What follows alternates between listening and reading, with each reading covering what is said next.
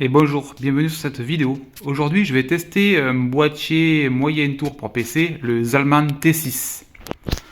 Donc, vous allez voir, c'est un boîtier que j'ai payé vraiment pas cher, inférieur à 40 euros, 39 je crois exactement. Et donc, qu'est-ce qu'on a pour ce prix? Donc, c'est un boîtier moyen tour, compatible ATX et micro ATX.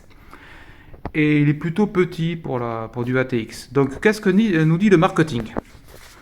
Donc, c'est un design optimisé pour la ventilation. Donc, effectivement, c'est là. Comme vous allez voir, devant il est tout aéré, c'est une espèce de pseudo-mèche. Il est très compact, effectivement. L'alimentation est sur le dessus pour optimiser le refroidissement. Donc, ça, c'est faux, puisque c'est ce qui se faisait il y a 30 ans. C'était pratique parce que l'alimentation était en haut. Le ventilateur de l'alimentation suffisait pour faire un peu d'air dans le PC et le refroidir. Aujourd'hui, c'est plus du tout le cas. Ça fait chauffer l'alimentation et en bonus, c'est perd du rendement. Donc les PC, depuis une dizaine d'années, les alimentations sont en bas. On peut mettre un lecteur optique, effectivement. Il y a l'emplacement, vous allez voir. L'intérieur est noir pour prévenir de la corrosion et avoir une meilleure durabilité. Oui, c'est extrêmement connu qu'une voiture noire est plus fiable qu'une voiture blanche. Et il y a deux ports USB 2 et un port USB 3 sur le dessus. Allez, on passe au boîtier. Et voici notre Zalman T6. On va mettre un peu de lumière pour le voir comme il faut. Donc, sur le devant, je sais pas, le contre-jour ça voit bien. Si on voit, voilà, vous voyez, c'est une grille. Derrière, il y a une autre grille toute petite pour bloquer un peu la poussière. Je pense pas qu'elle soit bloquée complètement. Il est plutôt sympa en design, franchement. Il n'est pas très large, il n'est pas très haut. En gros, c'est une carte mère ATX plus l'alimentation en hauteur. Il n'y a pas de vitre sur le côté. Il n'est pas à la mode. Il n'est ni RGB ni avec vitre. Il y a une tôle sur le côté, mais avec la présence d'un emplacement pour ventilateur 12 cm. Donc, si on veut ajouter de la ventilation, c'est nickel. Sur l'arrière, l'alimentation en haut. Donc, comme je le disais. Ce qui se faisait il y a 30 ans. Pas bien gênant, je vais faire un PC de bureautique, donc ça ira très bien. L'emplacement ATX, bien sûr. Et un emplacement 120 mm avec le ventilateur Zalman déjà installé. Qu'on passe sur le dessus. Dessus, pas d'aération sur le dessus. Le boîtier est extrêmement léger. Il fait un peu moins de 3 kg. Et ils ont économisé avec l'épaisseur de la tôle. Donc on évitera de mettre un disque dur mécanique 3 pouces en demi là-dedans, à part si on veut que tout vibre. Power on-off. Là, casque micro. Les deux USB 2.0, un USB 3.0, les voyants, marche, disque dur et le bon vieux reset. Et la marque. Allez, on va passer à l'intérieur. De l'autre côté, il n'y a rien de particulier. Il y a par la tôle. Hop, c'est des vis à main. Qui d'ailleurs était vissé comme un sauvage quand j'ai acheté le boîtier, il a fait une tournevis. Donc ça sert à rien d'avoir des vis à même. Hop, on récupère la tôle, qui est donc extrêmement fine. Je vais la mettre comme ça, on verra mieux. Voilà, tout à fait. Donc qu'est-ce qu'on remarque? Donc l'intérieur noir, comme ils disent, pour avoir une meilleure durabilité. Donc alors que ce soit noir et gris, ça ne change rien. Qu'est-ce que je remarque? Le ventilateur qui est fourni de chez Zalman en 120 mm. C'est une prise d'alimentation DC classique, elle n'est pas en PWM. Franchement, c'est un peu radin d'avoir mis ce genre de ventilateur, alors que le PWM, c'est quand même maintenant le principal élément utilisé dans les PC. On voit les connecteurs, donc on reconnaît l'USB 3.0. C'est marqué dessus, normalement, voilà, USB 2.0, les deux USB 2.0, avec des trompeurs, l'audio, et bien sûr les petits connecteurs qu'on se prend la tête à mettre sur la carte mère, qui sont séparés, voilà, parfait. Au fond, déjà installé, on a les petites entretoises là, dorées pour poser la carte mère. Il y en a 6 de près installés. Est-ce que je trouve où j'ai mis? Voilà, le reste, c'est fourni avec d'autres trucs, des serflex et deux petits équerres pour l'arrière. Oui, parce que c'est à l'ancienne. Les équerres sont pré-soudés, ça veut dire qu'il faut les casser pour les enlever. Donc on pourra en remplacer 2, 3 de moins parce qu'il y en a une qui s'enlève, même pas, non. On pourra donc en remplacer 2, déjà pour la carte vidéo, mais les autres, si on les casse, on ne pourra plus boucher le trou. Donc là, c'est vraiment pas terrible. Donc ce que je disais, les petites trottoises, il y en a 3 de plus livrés avec pour mettre une carte mère micro ATX. C'est normal. En haut, on note la position de l'alimentation qui va là. Le lecteur CD, si il enquille dans son emplacement, il va dépasser là et se visser d'un seul côté. Bon, c'est un peu voilé, mais bon, d'un côté qui utilise les lecteurs CD aujourd'hui. Qu'est-ce qu'il y a d'autre à dire là-dessus? Emplacement 2 pouces 1/2 pour mettre 2 disques ou du SSD. Je ne sais pas où se pose. Eh bien si, les disques durs doivent se poser sur la face avant, je présume. La face avant s'enlève. Au pire, on peut mettre 2 ventilateurs 120 mm sur la face avant, qui ne sont pas fournis. Et qu'est-ce qu'il y a de fourni avec? Des réalisants. Donc il y a une série de vis, les 2 équerres, la petite notice en anglais, à part la précaution qui est en français, tout le reste de la notice est en anglais. Bon, après une notice pour une carte mère. Voilà, donc ils expliquent où mettre les alimentations, à quoi quelle pièce. Non, c'est plutôt bien fait cette notice, il n'y a rien à dire. La tôle est fine, comme on peut voir, mais un peu touché, tout est bien replié, c'est pas un boîtier cheap à 20 €. Ça veut dire que je ne me remplis pas les mains de sang. Parce que les PC vraiment pas chers, les boîtiers, ça coupe dans tous les sens, et là, franchement, il n'y a rien à dire. Vous voyez, je peux tout attraper, il n'y a aucun problème. Il y a de quoi passer les câbles à l'arrière pour le câble management.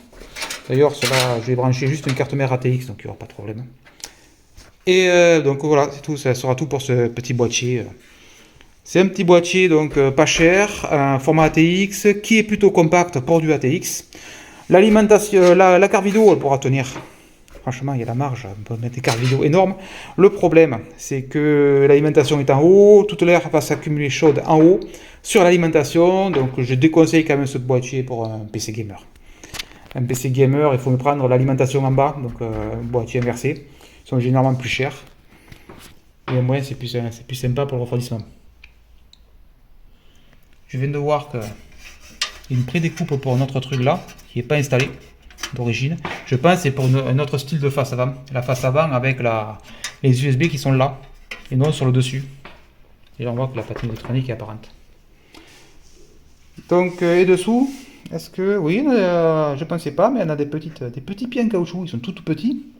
Donc, ils ne vont pas filtrer grand-chose les vibrations, mais ils ont le mérite d'être bien en caoutchouc. Ils sont là.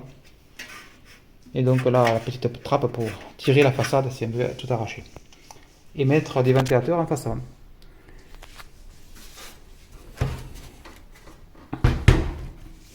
Donc, si vous voulez un petit boîtier sympa pour faire du desktop, du bureautique pour pas cher, vous y allez. Un Zalman, c'est une bonne marque. Voilà quoi, Zalman. Et ça ne vous déçoit pas, même si c'est super connu pour d'autres choses comme leur radiateur pour CPU, etc. Pour les anciens, ils connaissent ça. Donc, je ferai une autre vidéo où je monterai les composants à l'intérieur et faire marcher ce PC. Donc, à bientôt. Et voici notre Zalman T6. On va mettre un peu de lumière pour la voir comme il faut. Donc, sur le devant, je sais pas, le contre-jour, ça me voit bien. Si on voit, voilà, vous voyez, c'est une grille. Derrière, il y a une autre grille toute petite pour bloquer un peu la poussière. Je pense pas qu'elle soit bloquée complètement. Il est plutôt sympa en design, franchement. Il n'est pas très large, il n'est pas très haut. Format en gros, c'est une carte mère ATX plus l'alimentation en hauteur. Il n'y a pas de vitre sur le côté. Il n'est pas à la mode. Il n'est ni RGB ni avec vitre. Il y a une tôle sur le côté, mais avec la présence d'un emplacement pour ventilateur 12 cm. Donc si on veut ajouter de la ventilation, c'est nickel.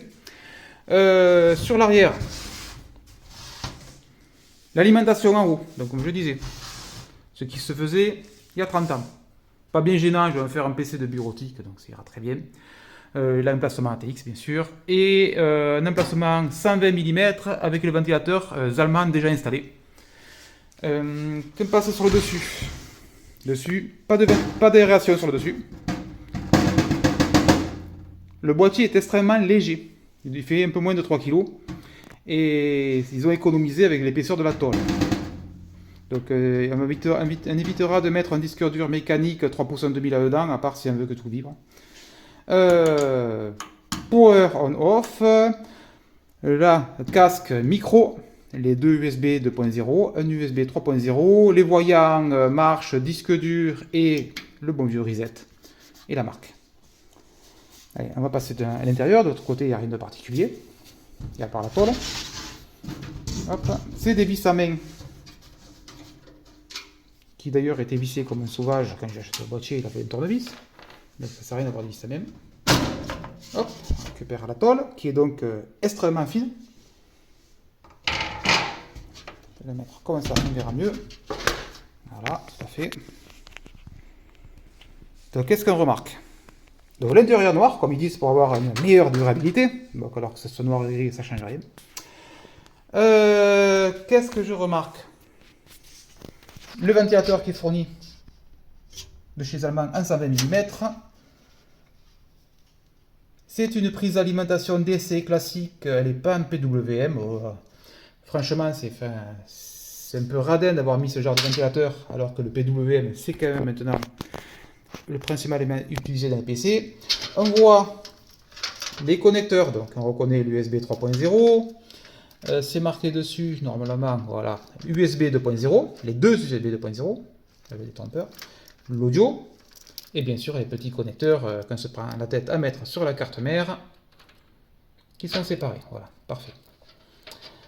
Au fond, déjà installé, on a les petites entretoises là, dorées pour poser la carte mère. Il y en a 6 de près installés.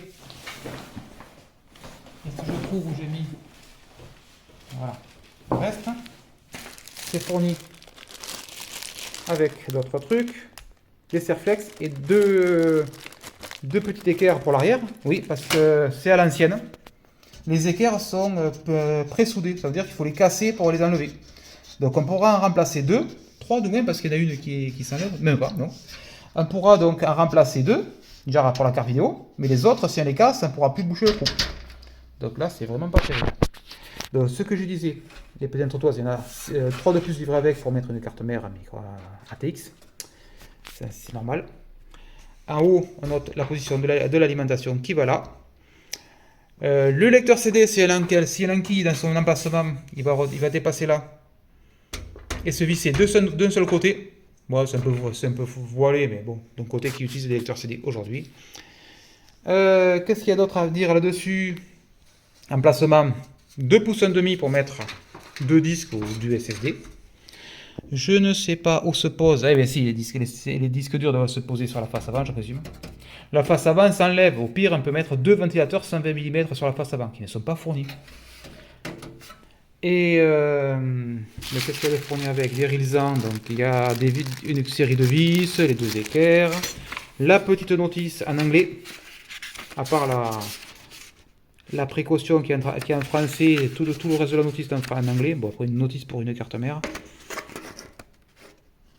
Voilà, donc ils expliquent où mettre les alimentations, à quoi quelle pièce. Non, c'est plutôt bien fait cette notice, il n'y a rien à dire. La tôle est fine, comme on peut voir, mais un peu touché, tout est bien replié, c'est pas un boîtier cheap à 20 €. Ça veut dire que je ne me remplis pas les mains de sang. Parce que les PC vraiment pas chers, les boîtiers ça coupe dans tous les sens, et là franchement il n'y a rien à dire. Vous voyez, je peux tout attraper, il n'y a aucun problème. Il y a de quoi passer les câbles à l'arrière pour le câble management.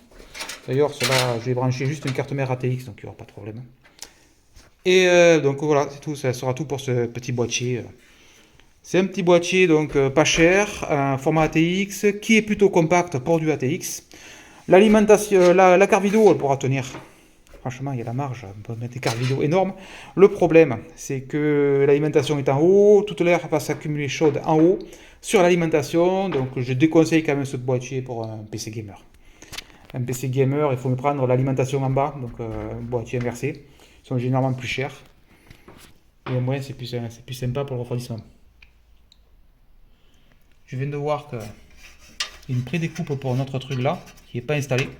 d'origine. Je pense que c'est pour un autre style de face avant. La face avant avec les USB qui sont là et non sur le dessus. Et là on voit que la patine électronique est apparente. Donc, et dessous, est-ce que... Oui, je pensais pas, mais on a des petits pieds en caoutchouc. Ils sont tout petits. Donc ils vont pas filtrer grand chose les vibrations, mais ils ont le mérite d'être bien en caoutchouc. Ils sont là. Et donc là, la petite trappe pour tirer la façade, c'est un peu tout arraché. Et mettre des ventilateurs en façade. Donc, si vous voulez un petit boîtier sympa pour faire du desktop, du bureautique pour pas cher, vous y allez.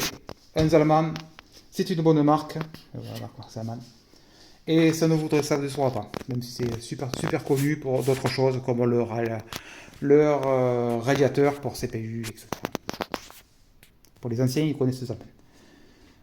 Donc, je ferai une autre vidéo où je monterai les composants à l'intérieur et faire marcher ce PC. Donc, à bientôt.